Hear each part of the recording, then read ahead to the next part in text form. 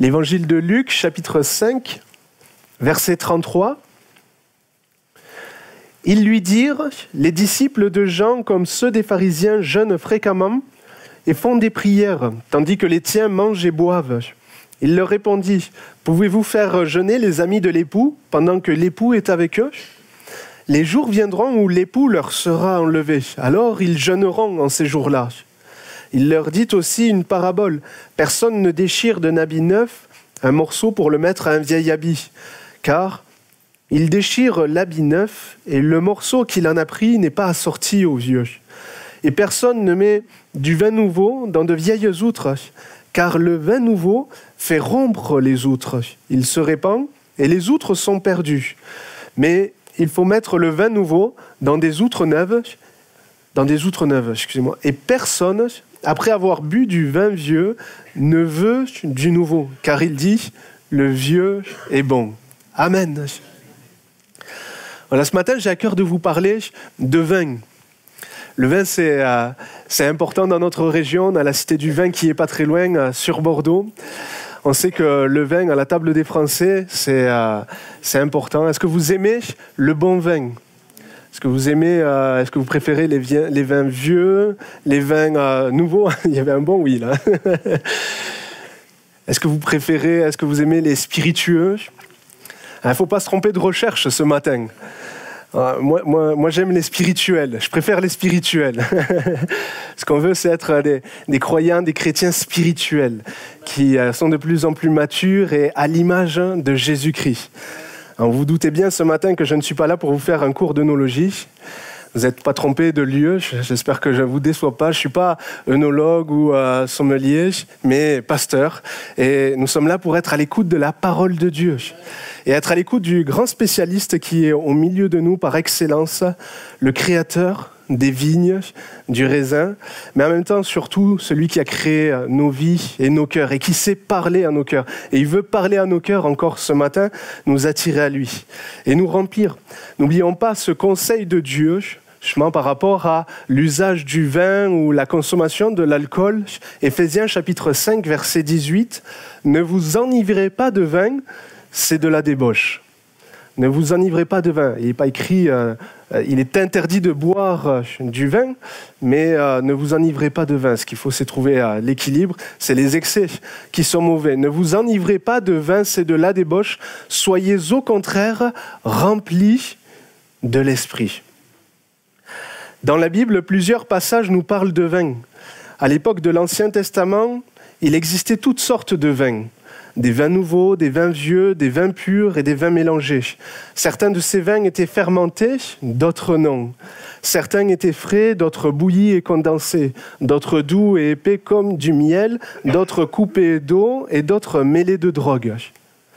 Le vin, par exemple, qui a été proposé à Jésus juste avant la croix, le vin mêlé de fiel, c'était ça. C'était un vin mêlé de drogue.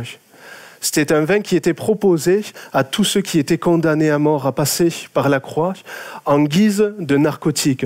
C'était pour qu'ils ressentent moins les souffrances de la croix et de la mort. Mais vous savez, vous avez vu, Jésus a refusé ce vin. Et ça nous montre vraiment l'immense amour de Dieu pour chacun d'entre nous. Et ça nous montre que Jésus voulait que c'était un choix pleinement conscient de sa part, qu'il voulait être pleinement conscient jusqu'au bout. Et il était nécessaire pour lui de porter la pleine charge de nos péchés, parce que c'est ce qu'il a fait à la croix. Et il voulait accomplir cela sans diminution ou affaiblissement de ses sens, sans adoucissement de sa souffrance. La grâce de Dieu, l'amour de Dieu, pour que nous soyons réconciliés avec Dieu. Oui, Jésus a choisi, vous voyez, ça a été un choix pleinement conscient, pleinement volontaire, d'aller dans ce sens jusqu'au bout, jusqu'à la mort sur la croix pour chacun d'entre nous, pour que nous soyons réconciliés avec Dieu, en paix avec Dieu, et que nous puissions avoir cette vie nouvelle avec lui, grâce à lui. Merci Seigneur. Amen. Jésus utilisait souvent des images simples de la vie quotidienne, qu'on appelle des paraboles, pour annoncer des vérités spirituelles importantes. Et dans ce passage que nous avons lu de Luc 5, c'est lui qui parle, c'est Jésus qui parle. Et qu'est-ce qu'il veut nous dire? Qu'est-ce qu'il veut nous dire à nous, chrétiens du XXIe siècle? Qu'est-ce que nous dit ce passage? Je voudrais qu'on commence par nous arrêter justement pour comprendre un temps sur le contexte de ce passage. Quand on regarde juste avant les versets que nous avons lus, juste au-dessus, Jésus est invité chez Lévi. Lévi était un publicain qui s'est tourné vers Jésus. Après sa rencontre avec Jésus, sa vie, son cœur va changer, il va être transformé et il va avoir à cœur de faire un festin. C'est comme un repas, si vous voulez, un peu après baptême. Souvent, on fait ça quand on prend son baptême. Il y en a plusieurs qui font ça parce qu'ils ont tellement envie, tellement à cœur de partager l'amour de Dieu, la joie qu'ils ont de cette rencontre avec Jésus, de cette vie nouvelle, que souvent, parfois, il y a un repas après le baptême. Et là, il y avait ce repas comme ça où Jésus, ses disciples étaient invités, mais il y avait aussi également des anciennes connaissances à Lévi, des collègues de travail, d'autres publicains et des gens qui n'avaient pas une vie droite. Les disciples de Jean et les pharisiens, voyant cela, furent heurtés par le comportement de Jésus et de ses disciples. Pour eux, c'était pas bon, c'était pas normal ce qui se passait. Ces hommes étaient très à cheval pour respecter la loi, ou du moins l'interprétation surtout qu'ils en faisaient. Eux jeûnaient souvent, parce que la loi dans l'Ancien Testament, on voit, nous parle de jeûne, de temps de jeûne et prière, de temps où on s'abstient de manger vraiment pour rechercher la présence de Dieu. Et il y avait plusieurs temps comme ça dans la loi, dans l'Ancien Testament, des fêtes où c'était indiqué. Parfois, certains le faisaient plus, le faisaient davantage, pour d'autres raisons, pour parfois aussi chercher à avoir des mérites par cette œuvre, cette pratique du jeûne. Et eux, c'était ce qu'ils faisaient, ces hommes religieux. Ils jeûnaient souvent, tandis que là, ils voyaient les disciples de Jésus qui ne le faisaient pas. Et ils se sont posés cette question, mais pourquoi? Et ils sont venus vers Jésus et lui ont demandé. Et Jésus, on l'a lu, leur a répondu par une image. Il est l'époux. Et ses disciples, ses invités à la noce, tant qu'il est avec eux, ils n'ont aucune raison de jeûner, en signe de deuil, parce que c'était pour les hommes religieux du temps de Jésus, le jeûne c'était synonyme de deuil, c'était synonyme d'humiliation, c'était synonyme de contrition.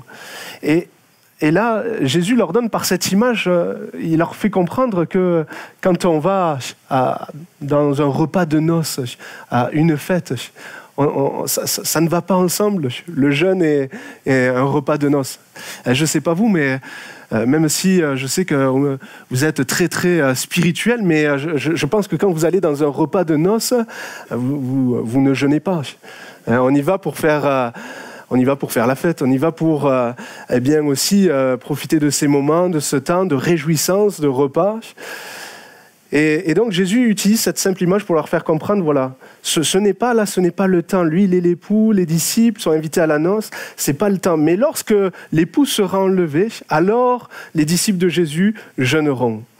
Jésus indiquait par là qu'il y aurait, oui, un temps où après sa mort, sa résurrection et son ascension, il indiquait que là, les disciples jeûneraient, mais que dans le moment même, c'était pas le temps.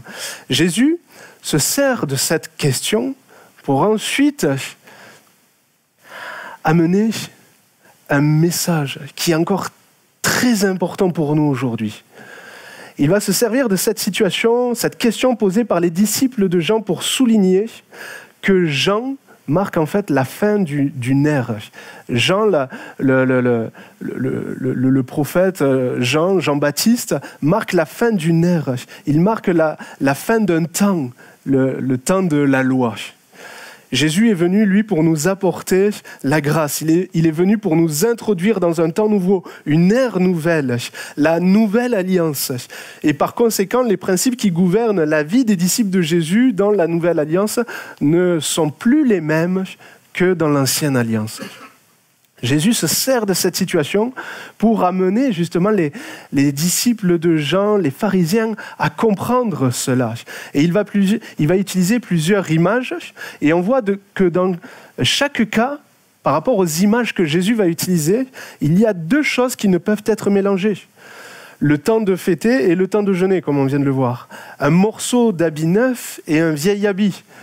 Même si aujourd'hui, on peut mélanger des habits vieux avec des habits jeunes. On peut avoir des jeans troués. Il y a toutes sortes, voilà, aujourd'hui, de styles vestimentaires. Mais en ce temps-là, du temps de Jésus, ça ne se faisait pas. Il n'y avait pas les machines à coudre, il n'y avait pas les machines à laver, il n'y avait pas tout ça. Ça ne se faisait pas. On déchirait pas un habit neuf, parce que ça déchirait l'habit neuf, pour prendre cette pièce, pour le mettre sur un vieil habit, parce que pareil, par la suite, au lavage, ça pouvait encore créer une autre déchirure, et finalement, tout cela était mauvais et pas utile. Donc, Jésus parle, dans chaque cas, dans chaque image, il y a deux choses qui ne peuvent être mélangées. Le temps de fêter et le temps de jeûner, un morceau d'habit neuf et un vieil habit, et du vin nouveau avec des vieilles outres. Ça se mélange pas non plus. Les outres, c'était souvent des gourdes que du temps de Jésus, certains avaient, comme des gourdes en tout cas, faites en peau de chèvre souvent, et dans lesquels certains mettaient un liquide, ils pouvaient mettre de l'eau, du vin ou d'autres liquides. Et quand c'était du vin, si on utilisait une vieille outre, au départ, l'outre, quand elle était neuve, elle était assez élastique, je vais dire, mais avec le temps, elle perdait cette élasticité. Et en fait, en mettant du vin nouveau dans une vieille outre, avec la fermentation, ça brisait l'outre. Voilà. Donc Jésus nous donne toutes ces images pour parler qu'il y a deux choses qui ne se mélangent pas. Mais de quoi plus précisément il nous parle? Qu'est-ce que ça signifie pour nous aujourd'hui? Ce matin, je voudrais voir cela avec vous en nous arrêtant, en focalisant un peu plus sur le vin, comme je disais. Et on va parler du vin vieux, du vin nouveau et des outres. Alors, premièrement, le vin vieux. Le vin vieux, dans cette parabole, fait référence en fait aux rites, aux exigences pratiquées sous la loi. Toutes ces règles que les Juifs du temps de Jésus s'imposaient. Cela nous parle de ce cadre très rigide des formes, préceptes, traditions du judaïsme, tels que, pour eux, par rapport à l'interprétation qu'ils faisaient de la loi, il y avait ce qui devait être, selon eux, pur et impur. Par rapport dans toutes sortes de domaines. Et là, on l'a vu, on le voit dans ce chapitre, juste avant, avec les versets au-dessus, quand Jésus et ses disciples mangeaient avec ce festin que Lévi avait organisé, avec des gens de mauvaise vie, pour les hommes religieux, c'était un péché, c'était impur que des hommes religieux côtoient des personnes qui n'avaient pas une vie droite. Ce n'était pas bon, c'était inconcevable, c'était infaisable. Mais Jésus va leur dire, je ne suis pas venu pour les justes, mais je suis venu pour les pécheurs. Je suis venu pour eux. Et c'est vers eux que je veux aller. C'est pour eux que je suis venu. Vous voyez, Jésus, avec ses disciples, n'était pas là dans cette situation, dans ce repas, dans cette fête, en fait, pour passer juste un beau moment, dans une bonne ambiance. Mais il était là vraiment pour apporter la grâce de Dieu. Il était là pour apporter la vérité. Il était là pour apporter la lumière. Vous voyez, il ne côtoyait pas des gens qui avaient justement une vie pas droite pour s'amuser avec eux. Non, il y avait un objectif dans la vision de Jésus, c'était les attirer à lui et les faire passer de la mort à la vie, des ténèbres à la lumière. Mais ça, pour les hommes de religieux, vous voyez, ça les dépassait. Parce qu'ils étaient tellement focalisés sur leurs règles, leurs lois, leurs préceptes, que pour eux, c'était mauvais, c'était pas bon. Il y avait aussi, ça nous parle, ce vin vieux, de toutes ces règles qu'ils avaient encore concernant le jour du sabbat. Juste après ce passage que nous avons lu dans Luc 6, Jésus va justement montrer qu'il est le maître du sabbat. Et il va montrer par plusieurs situations que l'homme n'a pas été fait pour le sabbat, mais que c'est le sabbat qui a été fait pour l'homme. Le sabbat, ce temps qui était institué dans l'Ancienne Alliance pour s'arrêter, il y avait un jour vraiment indiqué, oui, pour s'arrêter dans la semaine, pour davantage considérer Dieu, considérer sa présence, sa parole, rechercher Dieu, rechercher la communion avec Dieu. Mais Jésus va dire, et il va indiquer que le sabbat, il a été fait pour l'homme. Mais ce n'est pas l'homme qui a été fait pour le sabbat. Ce n'est pas l'homme qui a été fait pour toutes sortes de règles et de lois et d'interprétations très rigides par rapport au sabbat. Et quand il va arriver le jour d'un sabbat, dans une synagogue, c'est dans Luc 6, et il va voir un homme qui avait la main sèche. Un homme qui avait un problème de santé à sa main. Et là, Jésus va poser la question à ces hommes religieux. Il va leur dire, au verset 9, Jésus leur dit « Je vous demande s'il est permis, le jour du sabbat, de faire du bien ou de faire du mal, de sauver une personne ou de la tuer. » Et là, personne ne va répondre. Alors Jésus s'est écrit, promenant ses regards sur eux tous, et même il écrit dans un parallèle, dans un autre évangile, avec indignation. Il était indigné vraiment, qu'il n'y ait pas eu de réponse à cette situation. Par ces hommes qui étaient censés connaître Dieu, censés connaître sa parole. Il écrit alors, promenant ses regards sur eux tous, il dit à l'homme, étends ta main. Il le fit et sa main fut guérie. Ils furent, ces hommes religieux, c'est la suite, ils furent remplis de fureur. Et ils se, vous vous rendez compte, de fureur. Et ils se consultèrent sur ce qu'ils feraient à Jésus. Tellement aveuglés par les lois, les règles, qu'ils en étaient venus à même pas pouvoir répondre s'il est bien, s'il est bon de guérir un homme, de sauver un homme le jour du sabbat, parce que pour eux, selon eux, le jour du sabbat, il fallait plus rien faire du tout. Alors ça va les choquer, ça va les heurter. Jésus qui va manger avec ses disciples le jour du sabbat, c'est pareil, juste avant, qui va prendre quelques épis dans un champ, ça va les heurter. Mais c'était pour leur santé, c'était pour leur bien. C'est pas le sabbat. C'est pas l'homme qui a été fait pour le sabbat, mais c'est le sabbat qui a été fait pour l'homme. Ça nous parle, vous voyez. Le vin vieux nous parle de tout cela. Le vin vieux nous parle de toutes ces règles et ces attitudes que ces hommes religieux avaient avec qu'est-ce qui est permis, qu'est-ce qui ne l'est pas. Et Jésus, je voudrais dire, pour terminer sur ce point, est venu pour nous sortir de tout cela et nous conduire dans une ère nouvelle. Un temps nouveau, vous avez le droit de vous réjouir de cela ce matin, le temps de la grâce. Et c'est ce que nous parle, c'est ce dont nous parle le vin nouveau. Le vin nouveau nous parle de cette vie nouvelle en Christ. Cette vie nouvelle que Jésus nous apporte quand on l'accepte comme notre Sauveur et Seigneur. Le vin nouveau nous parle de cette relation nouvelle que nous pouvons avoir avec Dieu grâce à Jésus. Il est celui qui est venu non pas pour qu'on ait une religion, mais une relation, une communion avec Dieu et pouvoir être dans l'intimité de Dieu, être proche de Dieu, avancer avec lui. C'est merveilleux.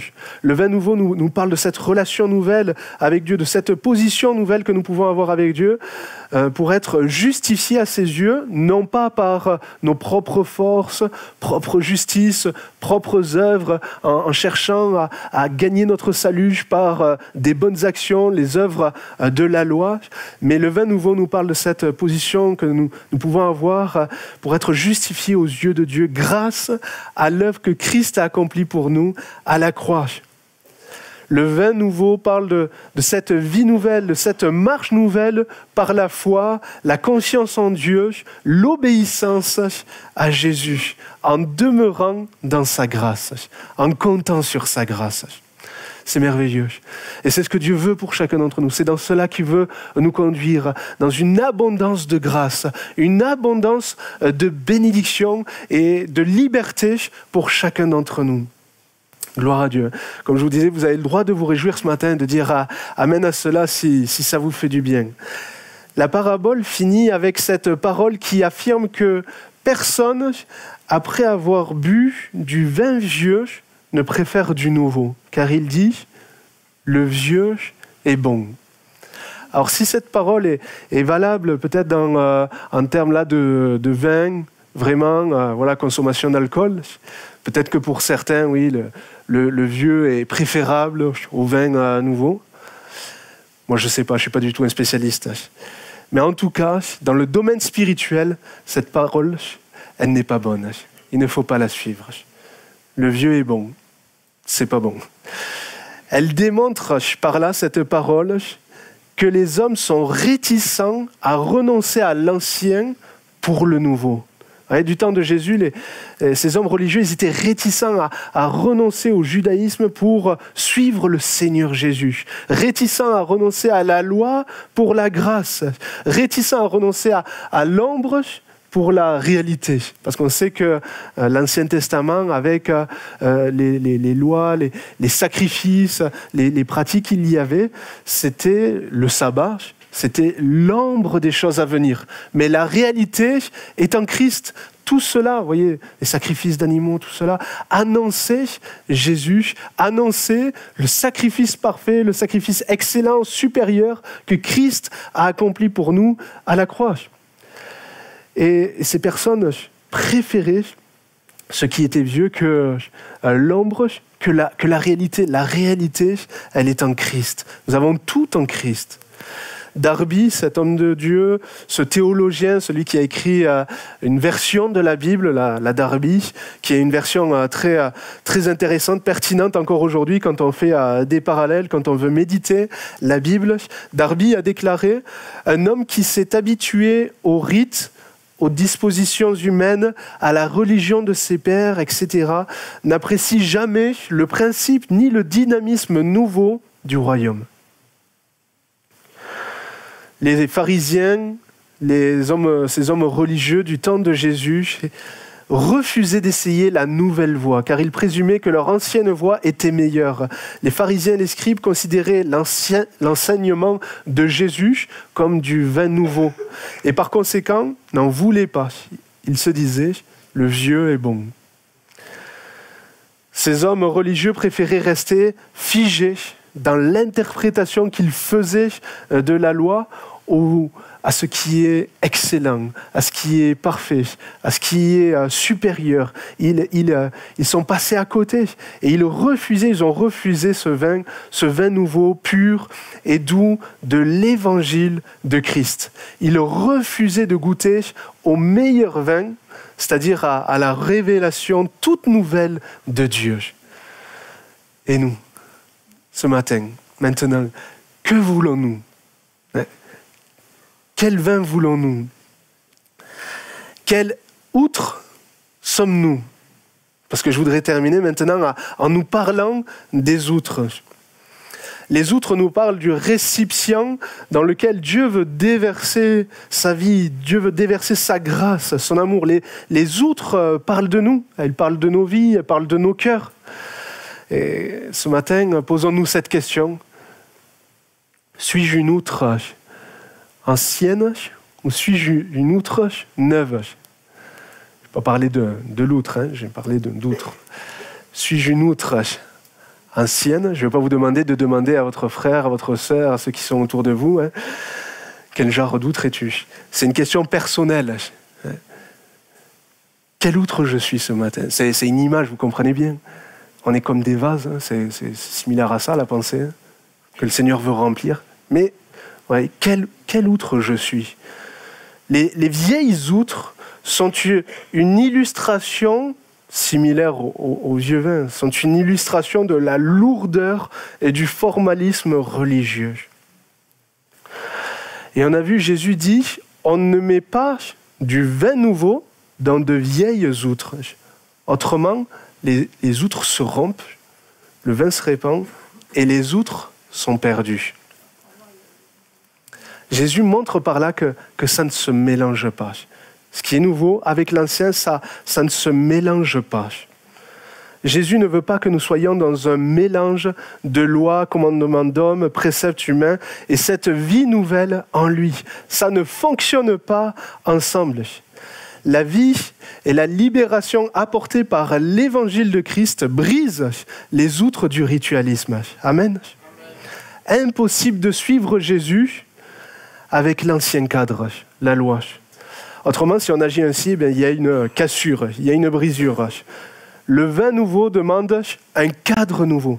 Et vous voyez, c'est ce que Jésus nous enseigne dans ces versets. En tant que chrétiens, cela nous parle encore, cela nous concerne. Combien de fois dans l'histoire de l'Église, on a pu trouver toutes sortes de mélanges entre loi et grâce. On veut suivre Jésus, mais tout en restant attaché à des traditions, à des commandements d'hommes. Vous savez comment Jésus a repris certains en leur disant « mais vous annulez la parole de Dieu au profit de votre tradition ».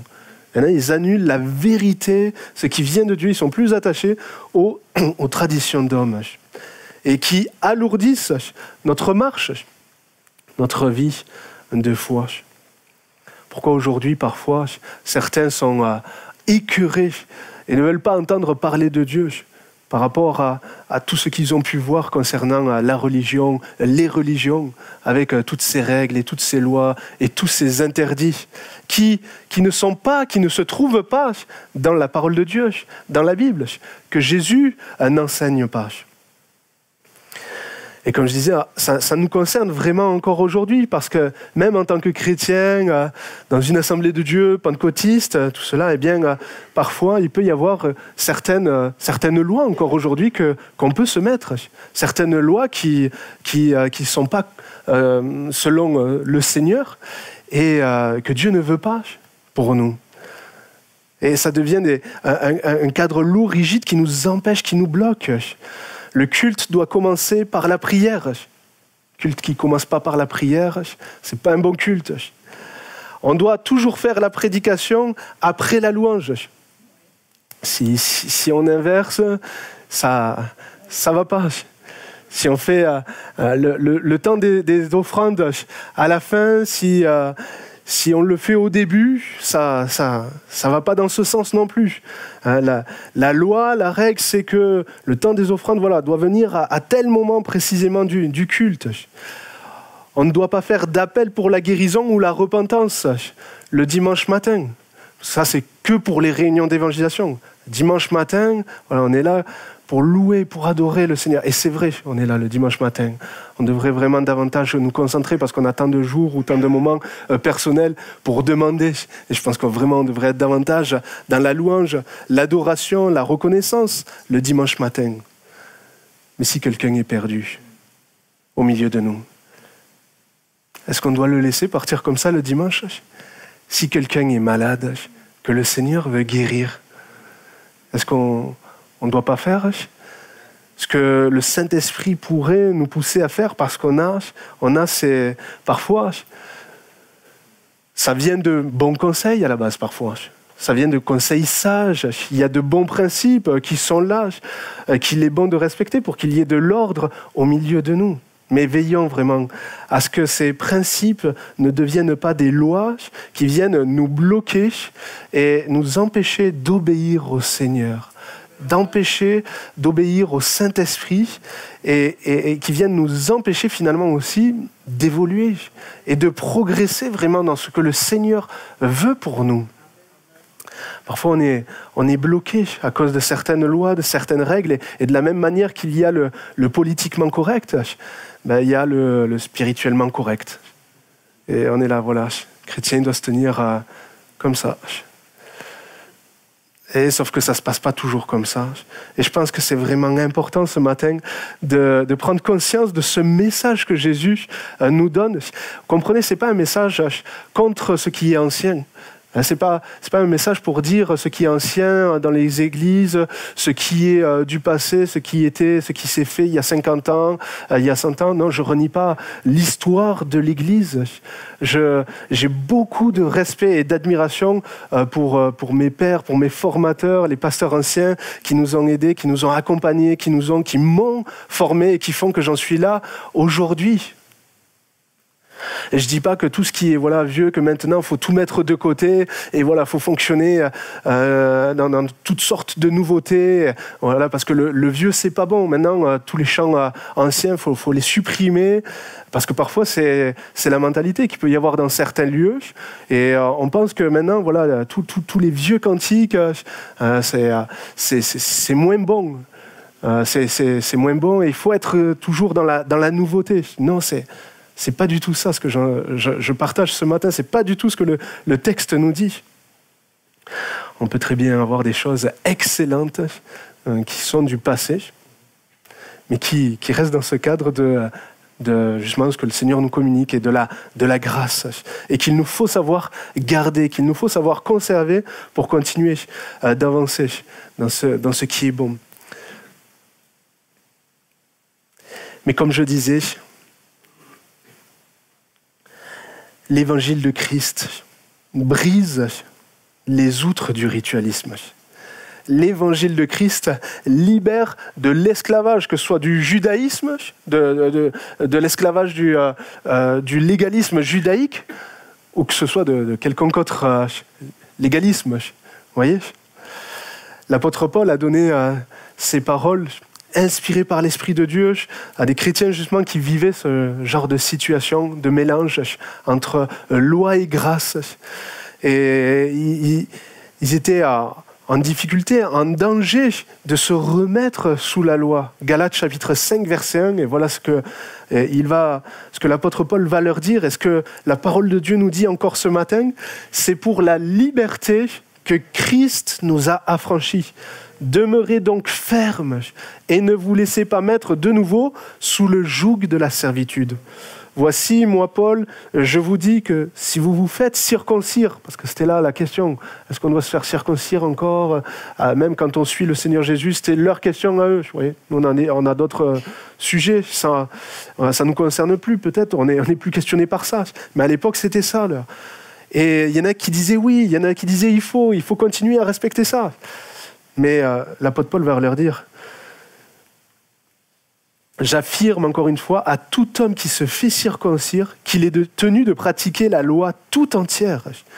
Vous êtes séparés de Christ, vous tous qui cherchez la justification dans la loi. Vous êtes déchus de la grâce. Oui, vous vous rendez compte ? Pour nous, c'est de la foi que nous attendons par l'Esprit l'espérance de la justice. Car en Jésus-Christ, ni la circoncision n'ont de valeur, mais seulement la foi qui est agissante par l'amour. Vous courriez bien.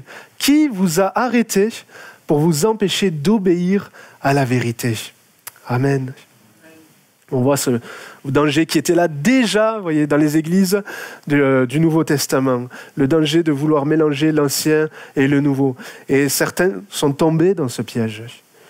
Le vin nouveau du salut gratuit a été versé dans les vieilles outres du légalisme. Et quel en a été le résultat ? Rien de bon. De la confusion. Parce qu'en fait, amener ce genre de mélange entre loi et grâce, ça porte atteinte aux deux. À la loi et à la grâce. La loi perd son caractère saisissant sur le pécheur parce qu'elle est mélangée à la grâce, et la grâce perd sa beauté et son efficacité parce qu'elle est associée aux œuvres de la loi. Vous voyez, ce genre de mélange, ça amène de la confusion, ça n'amène rien de bon, et Jésus dit que quand on met du vin nouveau dans des vieilles outres, ça les brise, le vin se répand, et tout cela devient inutile, inutilisable. Et là, ça devrait encore nous interpeller ce matin. Quel genre d'outre je suis ? Parce qu'en fait, Jésus, par cette image, nous montre qu'il ne peut pas se servir des outres vieilles. Les outres vieilles, elles ne peuvent pas être utiles, efficaces entre les mains de Dieu pour accomplir son œuvre. Et on voit ce contraste dans Luc 5 avec, d'un côté, justement, Lévi, qui, lui, s'est converti, a accepté Jésus comme son sauveur, son Seigneur, et d'un autre, ces hommes religieux qui n'ont pas voulu de ce vin nouveau. D'un côté, on voit Lévi, lui qui a donné sa vie, son cœur, et Jésus l'a rempli de ce vin nouveau. Et il y a eu cette joie qui l'a rempli, qui était là, cet amour, et il a voulu partager ce qu'il avait reçu.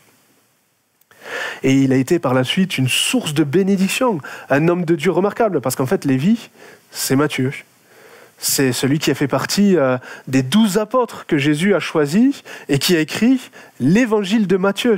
Donc vous voyez, vous vous rendez compte comment c'est beau d'accepter d'être une outre neuve et d'accepter le vin nouveau, comment le Seigneur après par la suite se sert de nous. La grâce de Dieu, c'est merveilleux. Mais les hommes religieux, comme je disais, eux, ils n'ont pas voulu de ce vin nouveau et ils sont passés à côté, alors que Jésus voulait aussi les bénir, alors que Jésus était venu pour eux aussi. Il voulait les remplir de ce vin nouveau. Mais eux ont refusé. Alors pour terminer, avant de conclure, je voudrais quand même préciser et dire que Jésus ne s'oppose pas à la loi. Bien au contraire, il en respecte l'esprit. Jésus n'est pas venu abolir la loi, mais l'accomplir. Il ne faut pas penser que parce qu'on est dans la nouvelle alliance, sous la grâce, qu'il n'y a plus de loi, qu'il n'y a plus de règles, qu'il n'y a plus de commandements. Parce que les commandements de Dieu dans l'Ancien Testament, ces commandements, ils sont purs. La loi, elle est pure, elle est sainte, elle vient de Dieu. Par exemple, les 10 commandements, connaissez, peut-être vous en connaissez certains. Tu ne tueras point, tu ne voleras point, tu ne commettras pas d'adultère, tu ne convoiteras point. Ces commandements, ils sont encore à suivre, à respecter, même dans la Nouvelle Alliance. Même dans le Nouveau Testament, il est écrit que les commandements de Dieu ne sont pas pénibles. Parce qu'un chrétien, il a compris que c'est merveilleux d'obéir à Dieu, que c'est pour notre bonheur, que c'est pour notre bien-être, et qu'on n'a pas à avoir d'hésitation. Mais ce qui est encore plus merveilleux dans la Nouvelle Alliance, dans cette vie nouvelle avec Jésus, c'est que Jésus nous rend capables d'obéir. Il transforme nos vies, nos cœurs de l'intérieur. Et c'est ce qui nous amène par la suite à pouvoir réussir à obéir à la parole de Dieu, à ce qu'il nous montre, à ce qu'il nous indique. Alors que les hommes religieux du temps de Jésus, eux, se concentraient sur l'apparence, l'extérieur. Mais l'intérieur, c'était pourri. Pour reprendre des versets, des images aussi dont Jésus parle. C'est pas péjoratif ce que je dis, c'est avec respect, mais c'était la réalité. C'était pourri à cause du péché. Vous voyez, et donc il faut comprendre que même, même dans la Nouvelle Alliance, sous la grâce, ça ne veut pas dire du coup, je peux faire ce que je veux, il n'y a pas de loi, il n'y a pas de règle. Non, il y a encore cette règle, tu aimeras ton Dieu de tout ton cœur et ton prochain comme toi-même. Jésus a tout résumé, vous voyez, avec ces 2 commandements. Si vous voulez comprendre ce que Jésus nous demande, vous retenez cela ce matin. Tu aimeras Dieu de tout ton cœur, avec tout ce que cela implique quand on médite cette attitude. On l'a entendu encore dans la prière ce matin. Aimer, louer, adorer, ce n'est pas juste que des paroles, mais c'est cet attachement véritable, cette obéissance à la parole. Tu aimeras Dieu de tout ton cœur et ton prochain comme toi-même. Et ça fait partie des lois et du chemin à suivre que le Seigneur nous indique, mais toujours avec sa grâce, pas par nous-mêmes, pas par notre propre force. C'est lui, c'est grâce à lui, c'est lui qui nous transforme et qui nous amène à marcher de progrès en progrès, de plus en plus à son image. Alors pour terminer, on a parlé du vin nouveau, du vin vieux et des outres. Maintenant, posons-nous quelques questions. Avons-nous reçu le vin nouveau? Avons-nous reçu cette vie nouvelle en Christ? Avons-nous fait la paix avec Dieu? Sommes-nous réconciliés avec lui? Est-ce que je peux répondre positivement à ces questions ce matin? Si ce n'est pas le cas, ne repartez pas de la même manière que vous êtes venus. Ne repartez pas sans avoir fait la paix avec Dieu, sans être passé par une sincère, une profonde repentance et sans avoir accepté Jésus comme votre Sauveur, votre Seigneur. Vous allez voir, Jésus ne ment pas. Il est fidèle, il est merveilleux. La vie avec lui est merveilleuse. Vous avez le droit encore de dire Amen si vous êtes d'accord avec ça, vous qui avez fait cette expérience. Et si nous l'avons accepté, est-ce que maintenant nous acceptons aussi les changements dans lesquels Dieu veut nous conduire? Acceptons-nous l'évolution dans laquelle Jésus veut nous faire passer? Ou sommes-nous bloqués dans un vieux fonctionnement, attachés à des rites, à des lois, à des traditions humaines? Sommes-nous dans un mélange de loi et de grâce? Ce matin, posons-nous cette question. Suis-je devenu une vieille outre qui a besoin ce matin d'être brisée pour que le Seigneur puisse m'utiliser? C'est ce que le Seigneur veut ce matin. Nous puissions, et ça dépend de nous, c'est un choix que nous avons à prendre. Est-ce que je veux ce matin être une outre neuve, une outre nouvelle, dans laquelle le Seigneur va pouvoir à nouveau déverser ce vin nouveau, cette vie nouvelle, sa grâce, pour pouvoir m'utiliser? Ou est-ce que je suis bloqué dans ces attitudes de vieilles outres, et ça doit se passer comme ci, ça doit se passer comme ça, et finalement, et toutes ces lois et toutes ces règles que je m'impose, qui me bloquent, que ce soit dans les réunions en commun ou dans mon quotidien personnel, finalement m'amènent à me bloquer et à ne plus être tant sensible au Saint-Esprit, m'amène à perdre la joie, cette joie que j'avais au départ, quand j'ai reçu cette vie nouvelle en Christ. Où est-ce que j'en suis ce matin? Vraiment, posons-nous. J'aimerais terminer par un temps vraiment d'introspection, de réflexion, de méditation par rapport à ce passage, par rapport à ce message. Jésus parlait à des hommes ancrés dans des pratiques qui perduraient de génération en génération depuis des centaines d'années. Il y a peut-être un dysfonctionnement dans lequel nous avons évolué, qui nous a été transmis et qui remonte à très longtemps. Ce n'est pas toujours évident, je le sais, d'accepter des changements. On est rassuré par ce qu'on connaît. Généralement, nous ne sommes pas à l'aise avec ce qu'on ne connaît pas. Mais je le redis, nous pouvons faire confiance à Jésus. Parce que lui sait ce qui est bon pour nous. Il sait ce dont on a besoin. Ce qu'il nous faut pour être des sources de bénédiction et être une église aussi. Une église en mouvement, une église qui rayonne. Une église qui ne devient pas une outre vieille, avec toutes sortes de lois et de règles, mais une église aussi pertinente pour notre société, qui atteint notre société, qui rayonne sur notre société et qui amène à ce que plusieurs connaissent Jésus. Je vous encourage ce matin à fermer les yeux. Plaçons-nous, nous sommes là devant le Seigneur, approchons-nous de lui dans ces moments. Il a le meilleur pour nous. Il est la vie, il est la paix, il est celui qui apporte le bonheur, il est celui qui apporte la liberté à ceux qui veulent, à ceux qui le veulent, à ceux qui veulent dépendre de lui. En fait, ce message pourrait aussi se résumer avec cette parole que Jésus a donnée à Lévi pour l'appeler. Il lui a donné que cette parole. Et Lévi a été touché profondément dans son cœur. Et il a répondu à l'appel de Jésus. Vous savez ce que Jésus lui a dit?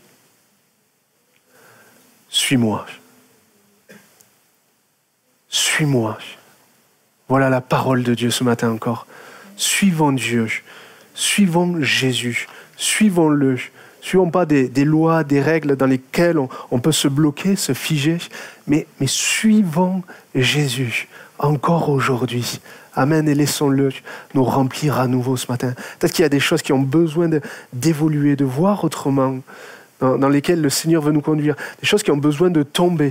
Peut-être que le Seigneur aussi veut te conduire parce que tu as pu être dans ces attitudes légalistes, que ce soit par rapport à toi ou par rapport à ceux qui t'entourent, et tu as pu faire du mal, tu as pu blesser, tu as pu décourager, bloquer certaines personnes, même parfois sans t'en rendre compte. Ce matin, le Seigneur te parle et veut t'amener à un temps de repentance. Un temps où tu demandes au Seigneur, fais de moi une autre nouvelle. Brise en moi ce qui a besoin de l'être.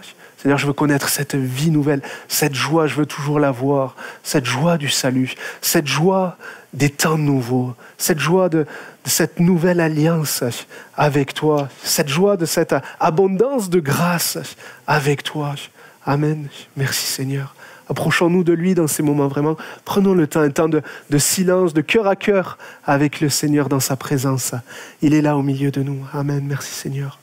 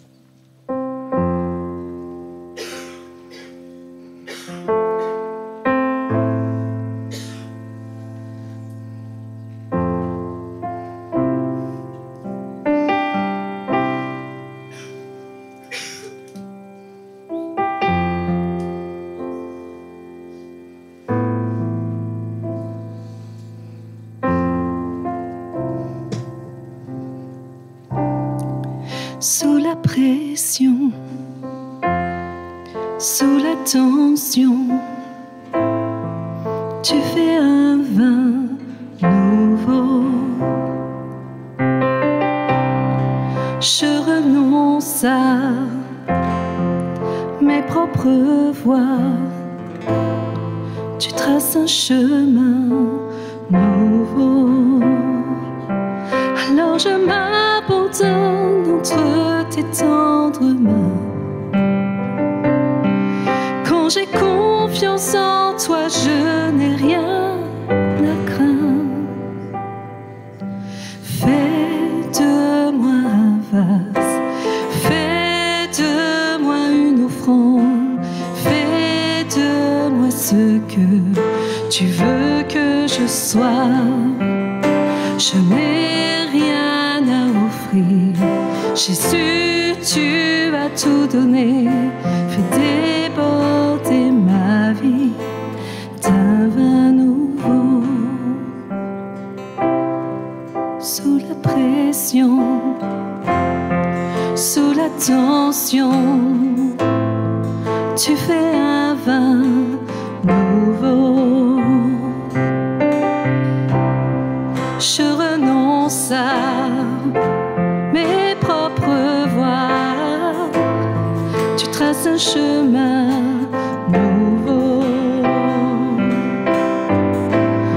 Tu traces un chemin nouveau. Fais de moi un vase, fais de moi une offrande, fais de moi ce que tu veux que je sois. Je n'ai rien à offrir, Jésus, tu as tout donné. Fais déborder ma vie d'un vin nouveau. Fais déborder ma vie d'un vin nouveau. Fais déborder ma vie d'un vin nouveau. Quand le vin est nouveau, la puissance est nouvelle. Il y a la liberté et le royaume est là. Je laisse mes anciennes flammes pour qu'un feu nouveau brûle en moi. Quand le vin est nouveau, la puissance est nouvelle. Il y a la liberté et le royaume est là. Je laisse mes anciennes flammes pour qu'un feu nouveau brûle en moi.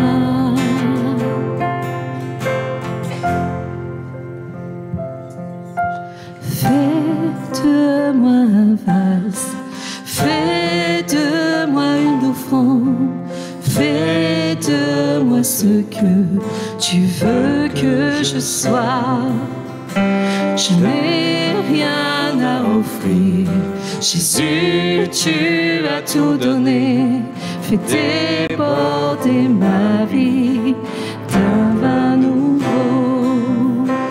Fais déborder ma vie d'un vin nouveau.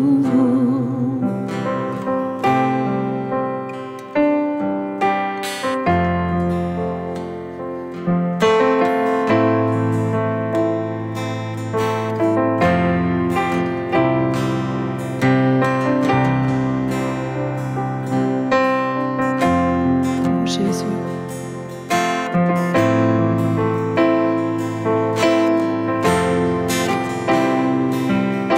Fais de moi un vase, fais de moi une offrande, fais de moi ce que tu veux que je sois. Je n'ai rien à offrir, Jésus, tu as tout donné.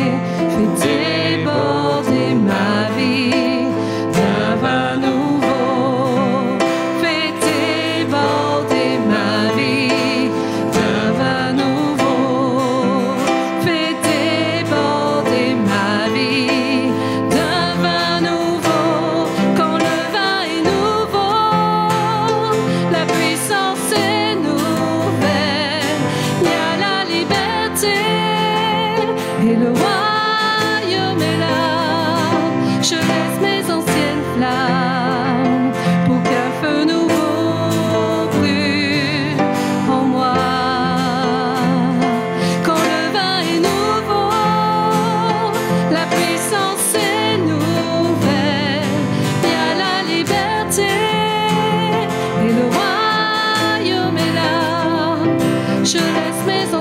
flamme pour qu'un feu nouveau brûle en moi. Comme une prière. Fais de moi un vase, fais de moi une offrande, fais de moi ce que tu veux que je sois.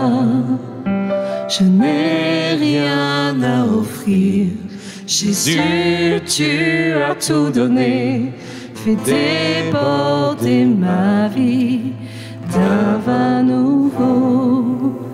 Fais déborder ma vie d'un vin nouveau. Alléluia, merci Seigneur. Éternel notre Dieu, merci pour ta grâce. Merci pour ton amour, merci pour ta présence, pour ta parole ce matin. Merci pour ce que tu fais, ce que tu opères dans les cœurs. Merci parce que tu viens à nous encore aujourd'hui tels que nous sommes et pour nous amener plus loin, Seigneur. Merci parce que tu nous éclaires par ta parole. Tu nous amènes à mieux te connaître, à te comprendre, à avancer dans tes voies. Merci Jésus parce que tu as ce qu'il y a de meilleur pour chacun d'entre nous. Et on ne veut pas rester dans le vieux, dans ce qui serait ancien, dans le sens de cette parabole. Mais nous voulons vraiment continuer d'avancer dans cette vie nouvelle en toi, dans cette effusion, Seigneur, que tu veux donner aussi à chacun d'entre nous, à ton Église, du Saint-Esprit, Seigneur. Nous ne voulons pas freiner, nous ne voulons pas bloquer l'action de ton Esprit au milieu de nous, mais vraiment être sensibles à ce que tu veux faire, à ce que tu veux que l'on soit. Seigneur, merci encore de nous donner ta vision. Merci, Seigneur, de renouveler notre intelligence pour continuer d'avancer selon toi, Seigneur, pour ta gloire, pour être des outres neuves, des outres dont tu vas pouvoir te servir, qui vont pouvoir être des sources de bénédiction sur tout ce qui nous entoure. Merci Jésus pour ce que tu fais au milieu de nous. Tu es grand, tu es merveilleux. Tu sauves, Seigneur, ceux qui ne te connaissent pas. Tu guéris, Seigneur, encore aujourd'hui. Un mot de toi et le malade est guéri. Amen. Merci, Seigneur, pour ce que tu fais, Seigneur. Tu remplis les vies, tu remplis nos cœurs, Seigneur, de ta présence, de ton esprit. Seigneur, tu permets que nous puissions tous repartir ce matin, non pas à vide, Seigneur, mais en étant meilleurs, en ayant progressé, en étant remplis de ton esprit. Au nom de Jésus, c'est notre prière, Seigneur, pour ta gloire. Merci, Seigneur Jésus. Amen. Amen. Alléluia.